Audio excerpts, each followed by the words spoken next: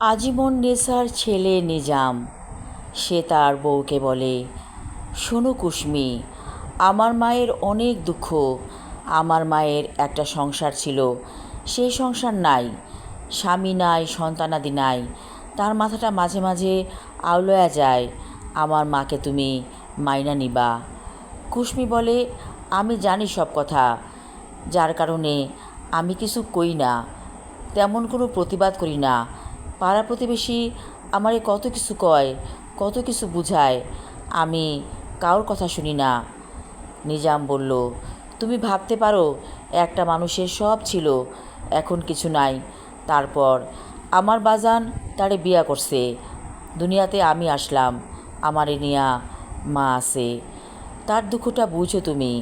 কুসমি বলে, আমি সব বুঝি, আমি ওনারে কোনো কষ্ট দিব না, আমি জানি। নিজাম বলে, তুমি ভালো মেয়ে, আমি জানি, এই কারণে আমি তোমাকে অনেক পছন্দ করি। কুসমি বলল, আজকে আকাশে অনেক সুন্দর পূর্ণিমার চাঁদ, চলেন দুজনে বাইরে যাই। এমন সময় সেখানে এলো আজীবন নেশা। বলল, তোমরা দুজনে বাইরে যাও, আমি আমার নাতিরে রাখবো।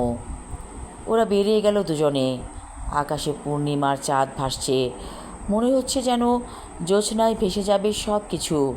নিজাম বলল, আচ্ছা বউ, মানুষের জীবনে কত রহস্য। কুসমি বলল, এই রহস্যই তো আমরা খুঁজে বেড়াই, রহস্যের কুল কিনারা পাই না। ওই যে দেখো, দূরে জ্যোৎস্না, দূরে চাঁদ, এইগুলা আমাদের গায়ে লাগতাছে, মনে হইতাছে জ্যোৎস্নার আলোয় দুজনে ভিজতেছি। নিজাম বলল, বউ, তুমি অনেক বুঝো, তোমার মাথায় অনেক বুদ্ধি। ওরা হেঁটে হেঁটে চলে এলো পুকুর ঘাটলায়।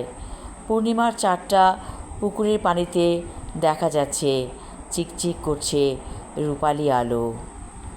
আমি আমার লেখা ছোট গল্প আজীবন নেশা পর্ব 3 এবং শেষ পর্ব পড়লাম। আশা রাখছি সবার ভালো লাগবে। ধন্যবাদ।